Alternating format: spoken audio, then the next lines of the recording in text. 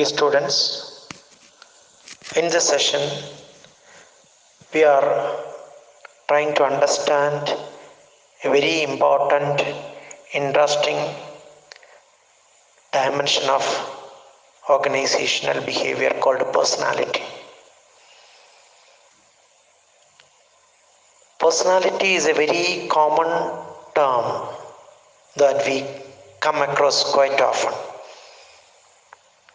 Layman, common man perceive the word differently. We have to understand the origin of the word personality. The word personality originated from the Latin word called persona, which means to speak through. So the Latin word persona was used to denote the masks, face masks, for by ancient actors in drama. That means you wear a mask and you are speaking through that mask. And when you are speaking through that mask, you are acting as some other person. For example, when I put a mask of someone else, for example, the mask of Narendra Modi, the Prime Minister, I act as Narendra Modi. So that is what we mean by to speak through. And persona is a word used for that. And that is a Latin word. And the meaning of that Latin word persona is to speak through. And the personality is understood differently or perceived differently by different people. Raj, a psychologist, said personality must include three aspects. The first one is external appearance and behavior, and the second is inner awareness of self, and the third is pattern of measurable traits. So this means by personality we refer to the external appearance and behavior of that person. So this is very important aspect, because in a layman's language, personality is very much related to his or her external appearance. When a person is well dressed, a common man may refer him or her as a person with very good personality. Surely personality includes external appearance along with the behavior of that individual. And the second dimension or second aspect is inner awareness of self. Three words are there. One is inner, and the second one is awareness, and the third is self. How a person understands himself or herself, that is what is meant by inner awareness of self. What is my understanding of myself? Am I aware of my strengths, my weaknesses, my drawbacks? So that is also an important or integral part of personality of an individual according to Raj. And the third one is pattern of measurable traits. So that means, what is your traits? So traits are certain characteristics of an individual. For example, a particular person may be very shy. Another person may be very bold or very outgoing, very social, we can say. So here two dimensions of a particular trait is there, and that means one person is very introvert. He is finding it difficult to interact with others. So that person is called introvert. And another person is very extrovert or very social. He finds it very easy to interact with others. So that is a trait. And there are so many such traits. An understanding of personality will address that kind of traits also. That is what we mean by pattern of measurable traits. So this particular concept put forward by Raj says personality has three components. One is external appearance and behavior. How a person appears in front of others and how he behaves. That is the first element. And the second one is inner awareness of self. That shows what is that individual's awareness about himself or herself. And the third one is the traits, the characteristics of that particular person, which are measurable. So that is pattern of measurable traits. And another interpretation of personality says it includes certain dimensions or some other elements. It says the first one is personality is about ability of a person to influence others, affecting others. How an individual is affecting others. Affecting others means how he is influencing others. How an individual can influence others. Primarily, an individual can influence others by his appearance itself. The way of his dressing. That's why when people come door to door or come to our door to sell products, they appear in a very formal kind of dressing. That means just by looking at them, we'll have an impression about them. They are influencing us through their external appearance. So the first aspect is affecting others, influencing others. And the second one is understanding and viewing themselves. So this is almost similar to the point we have said previously. Inner awareness of self. According to Rich, that was a point. Inner awareness of self. Almost same point is here also. Understanding and viewing themselves. Understanding and viewing oneself. How an individual is understanding himself. Whether he is aware of his positives and negatives. For example, a person who is very short-tempered may not be aware that he is a short-tempered person. He may think that he is a very patient person. And that is against the actual being.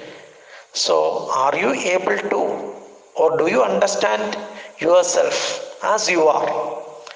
That is an integral element of personality.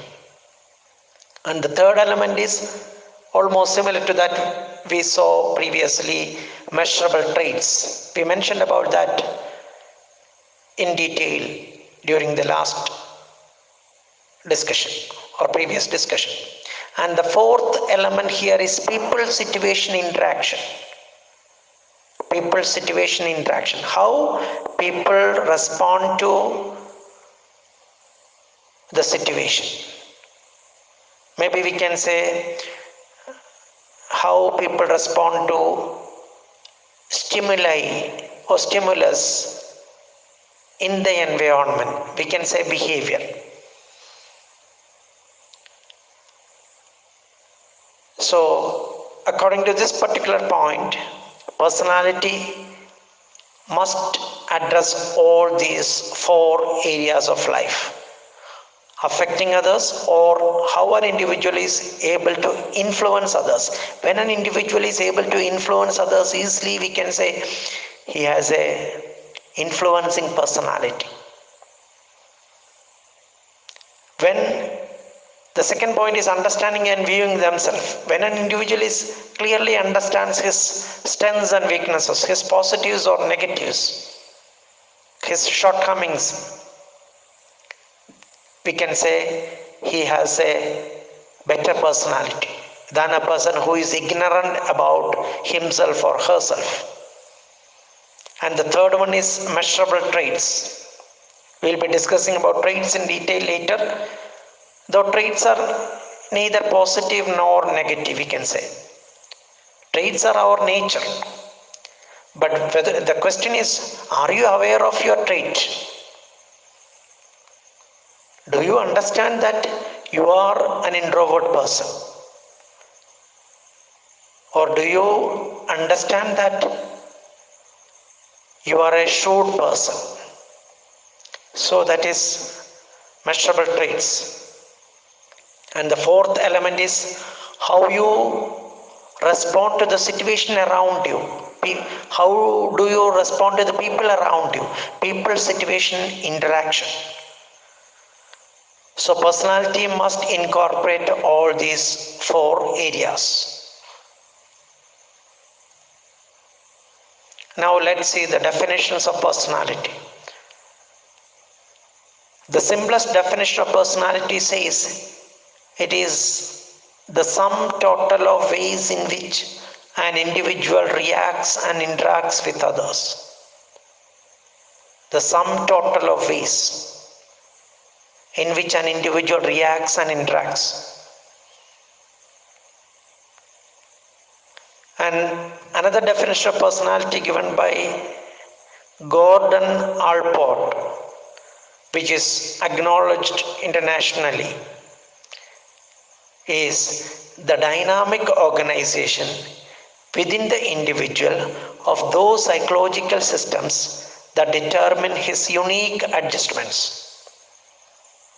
And to further elaborate this definition, there are certain points in this definition. The first one is it is a dynamic organization within the individual. So personality is within every individual, and that is dynamic also. And those dynamic organization within the individual determine his or her adjustments, unique adjustments.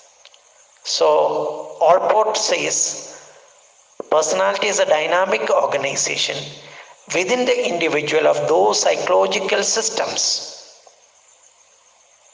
So personality includes all the psychological systems, mental systems that determine his or her unique adjustment. And the next is determinants of personality. What determines the personality of an individual? So there are four determinants of personality. The first one is family and group. The next is biological determinants. The third is situational. And the fourth is cultural.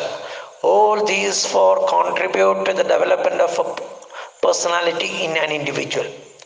So there is biological, there is situational, there is cultural, and there is family and group factors.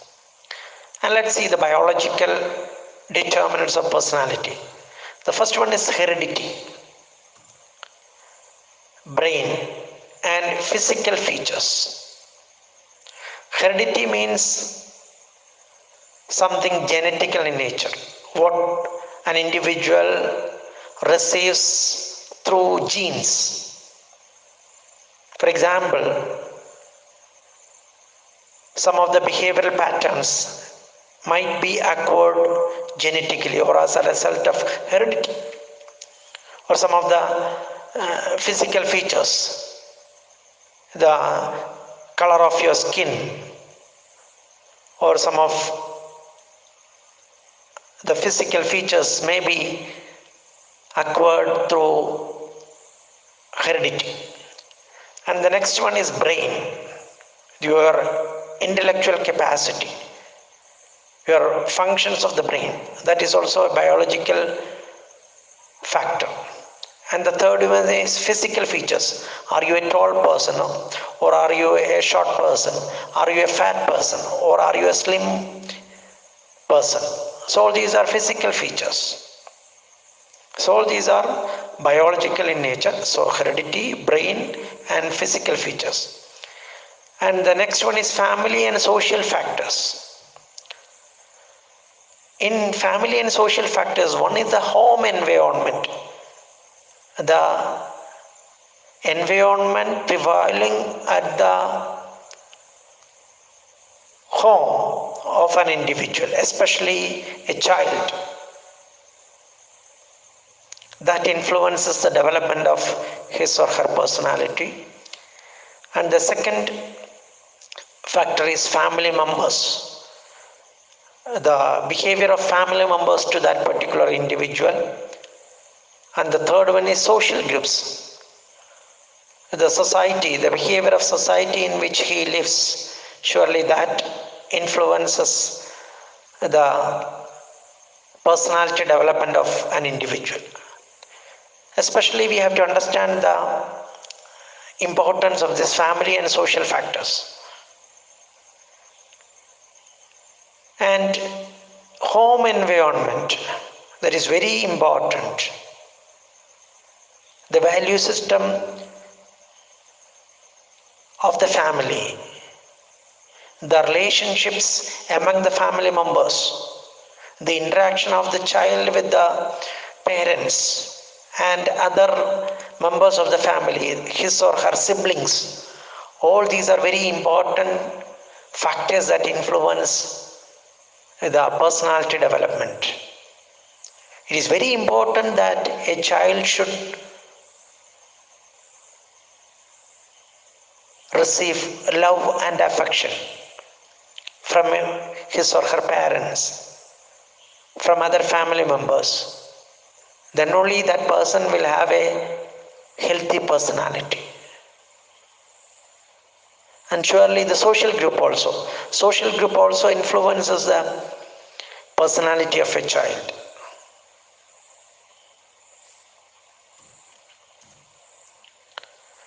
So a very beautiful saying about the importance of environment in molding of a child is being depicted in the following statements. So children learn what they live. That is the title of this particular statements. Children learn what they live. If a child lives with criticism, he learns to condemn. I hope you understand the meaning. If a child is continuously receiving criticism only, he will also learns to condemn others, find fault with others. If a child lives with praise, he learns to appreciate. On the contrary, if the child is living in an environment where he gets praises, appreciation, naturally he also learns to appreciate others. Then if a child lives with hostility, he learns to fight. Hostility means not so friendly dealings. If a child lives with unfriendly dealings, he learns to fight. If a child lives with tolerance, he learns to be patient. This means if a child is getting tolerance, others consider that person with love, then he learns to be patient. He will show patience to others. If a child lives with ridicule, he learns to be shy. So this means if a person is always being mocked by others, ridiculed by others, that person may be very shy when he grows up. If a child lives with encouragement, he learns confidence. If there is an encouraging environment at home, naturally the child may be confident. If a child lives with shame, he learns to feel guilty. If a child is always put to shame by other members of the family or his friends, naturally he may feel guilty, he may lack confidence, he may be shy. If a child lives with approval, he learns to like himself. If others in the family approves the child, then the statement says he may start loving or liking himself. He learns to like himself. If a child lives with fairness, he learns justice. Fairness means equal treatment. If equal treatment is enjoyed by a child in the family, he learns justice. If a child lives with security, he learns to have faith. When a sense of security is there for the child, naturally he will have faith in others. If a child lives with acceptance and friendship, he learns to find love in the world.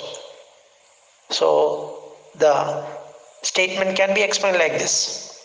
Surely a child should get acceptance from others, or he or she should have friendship with others, primarily the family members. Then the child will learn to find love in the world. Otherwise, he may be hating everyone in the world. So these points says the environment in which a child is being brought up is very important.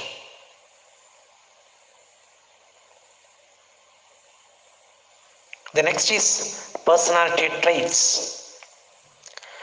So traits are enduring characteristics that describe an individual's behavior. So in previous discussions we have mentioned about traits.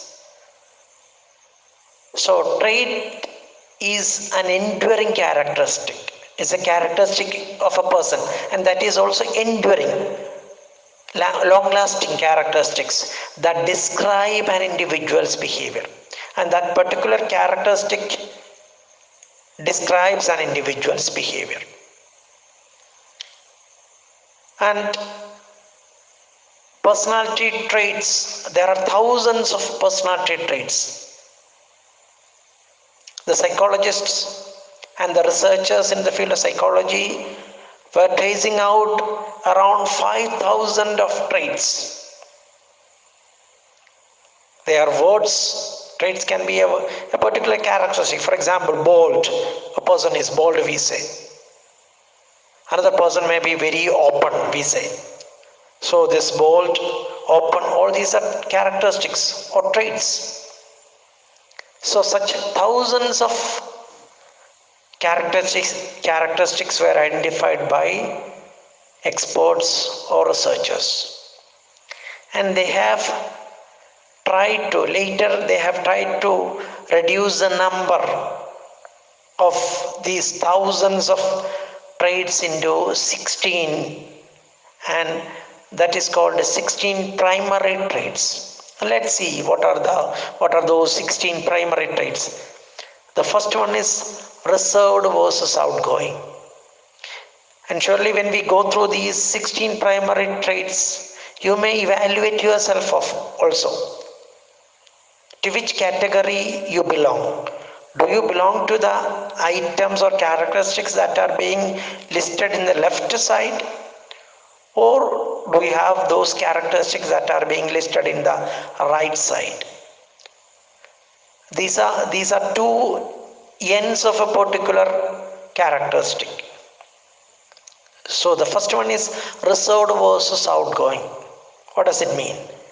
Reserved means the person is not very interactive. He is not interacting freely with others. And the outgoing means that particular person who is outgoing interacts very freely with others. So that is reserved versus outgoing. And the second one is less intelligent versus more intelligent. So here intelligence is a criterion. A particular person may be very less intelligent, but another person may be more intelligent. Third one is affected by feelings versus emotionally stable. Affected by feelings means he is very much disturbed by the feelings. Such a person may be disturbed when a person is not talking to him, or if someone gets angry at him, he may be very hurt. So he or she is affected by feelings. And the opposite is emotionally stable. I'm not, or the person may not be disturbed by the feelings or affected by feelings. Rather, that person is stable emotionally. And the fourth one is submissive versus dominant. Submissive means that individual is always ready to work under anyone. He accepts others as his leader. He is not a leader. He is not ready to take leadership. He is ready to work under anyone. So that person is very submissive. Versus dominant. Dominant means that particular person is not ready to work under anyone. Rather, he wants to enjoy freedom. He dominates over others. So submissive versus dominant. Then the fifth one is serious versus happy-go-lucky. So there are certain individuals who are normally serious. For example, such a student may be serious in his studies. When a teacher tells something to him, he may be considering that seriously. But on the other hand, there are certain individuals who can be termed as happy-go-lucky. They have no such serious concerns in life. They enjoy their life. The serious person are not enjoying life. It's not so. Rather, they clearly understand the purpose of doing something. For example, a serious student may be concerned seriously about his or her studies. But happy-go-lucky people may not be much concerned about the studies. So such serious, happy-go-lucky. Sixth one, expedient versus conscientiousness. That means practical versus correct. So the first one is practical, expedient. And the other one is conscientious. That says, are you correct? So there are certain individuals who want to do something practically. Whether that is done correctly or not, they don't bother about that. So such a traits are there. Expedient versus conscientious. And the seventh one is timid versus venturesome. Timid means who is very frightened, one who lacks courage. That is what we mean by timid. And venturesome means that person is very bold. He is ready to take any kind of challenge. Venturesome. So are you a timid person or are you a venturesome person? And the eighth one is tough-minded versus sensitive. You know the meaning of that word, tough-minded. That means you are not much affected by any kind of feelings. You have a very stubborn, strong mind. On the other hand, sensitive people, they may become emotional at any point of time, very sensitive. Ninth one, trusting versus suspicious. Trusting means the person trusts others, he believes others. But suspicious people, they rarely believe others, they always doubt others. 10th one, practical versus imaginative. Practical, we have to be practical. Certain people are practical always, the other kind of people are always imaginative. 11th one is forthright, shrewd. Forthright means they are straightforward, they don't have any hidden agenda, they do what they say, what they preach, forthright. But shrewd people are there, so they may say something but they mean something else.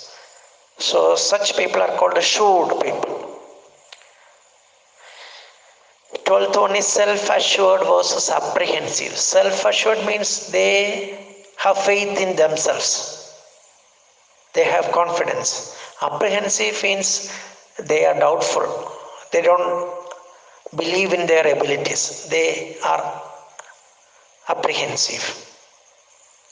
13th one, conservative versus experimenting.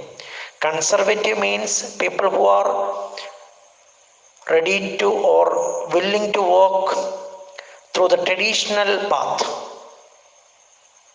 But experimenting people, so they are ready to try new things. A very simple example.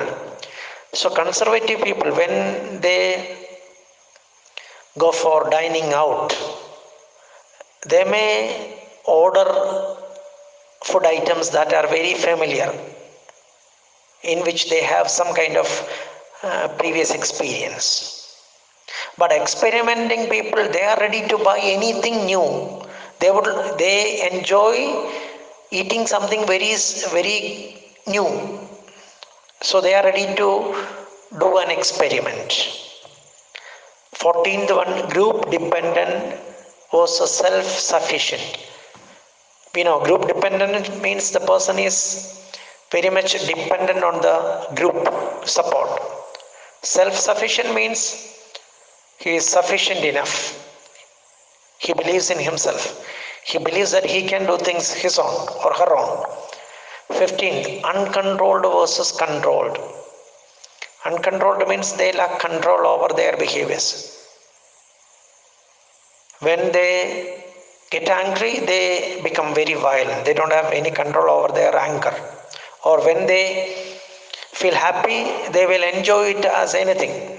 So they don't have much control over the happiness. Versus controlled, people who have control over their emotions, control over their behavior, etc. Uncontrolled versus controlled. And the last one is relaxed versus tense. Relaxed people are always relaxed. Whatever be the situation, they are relaxed. They are cool. But tense people, they require a very simple matter to be tensed. So these are the 16 primary traits. And did you find what are the traits you possess? Out of the 16 into 2, we can say 32. What are your traits? Surely that will give you some insight about your traits. And such an insight or such a understanding is contributing positively to your personality development. So go through the 16 primary traits and identify what are your characteristics out of these 32 characteristics listed.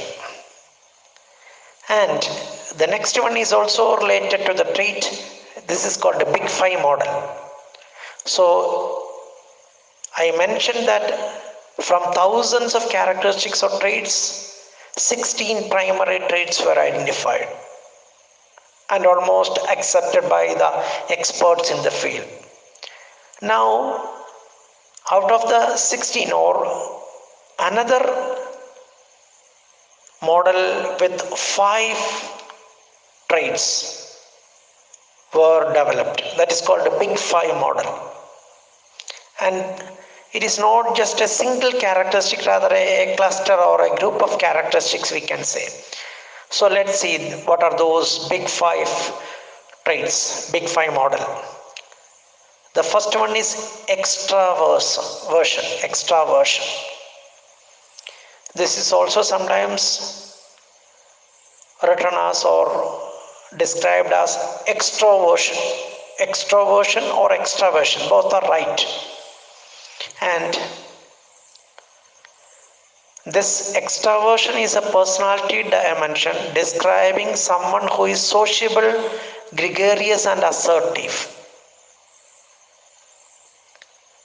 So extraversion is a term used to describe a person who is sociable, who is very interactive, who is very energetic, and who is normally stand for his or her rights. That is called assertive. So 3 characteristics are put together: sociable, gregarious, and assertive. So when a person is very interactive with others, when a person is very outgoing, we say he is an extrovert or extrovert. So this dimension describes someone who is sociable, gregarious, and assertive. Second one is agreeableness. And this is a personality dimension that describes someone who is good-natured, cooperative, and trusting. Here also 3 characteristics are there. Good-natured. So person high in agreeableness may be good-natured. He is cooperative to others and he trusts others, trusting. A personality dimension describing someone who is good-natured, cooperative, and trusting. So that is agreeableness. And the third one is conscientiousness. See how we spell it or how we pronounce it. Conscientiousness. And here a personality dimension describing someone who is responsible, dependable, persistent, and organized. 4 characteristics are here. The person is responsible. We know the meaning of the word responsible. Then he is dependable. He can be dependable. Persistent. Persistent means he has a consistency in that.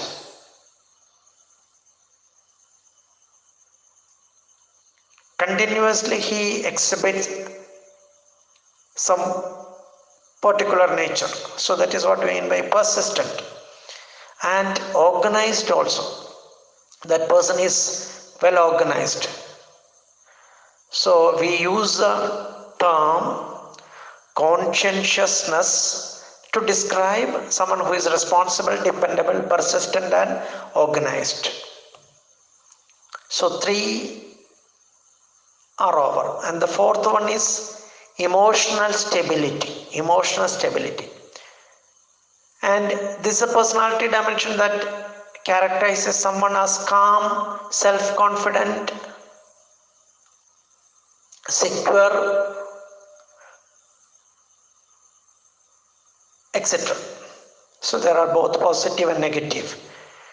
The positive is calm, self-confident, secure. All these are positive. Versus nervous. So that is opposite of self-confident. The person is nervous or depressed and insecure. So we say emotional stability when someone is calm, self confident, and secure, we say that person is emotionally stable. And the last one is the fifth one is openness to experience. And this is a personality dimension describing someone in terms of imaginativeness, artistic sensitivity, and intellectualism. So this is, in order to call someone as open to experience, that person should have high levels of imaginativeness. He should be a person who is very high in imagination. Then some kind of artistic sensitivity and intellectualism. So when these aspects are there, we say that person has a model called openness to experience. So how to understand our personality according to this big five model?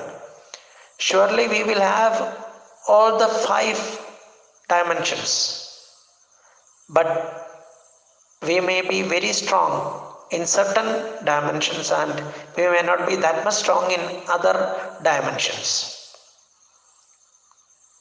So these are the big five model: extraversion, agreeableness, conscientiousness, emotional stability, and openness to experience.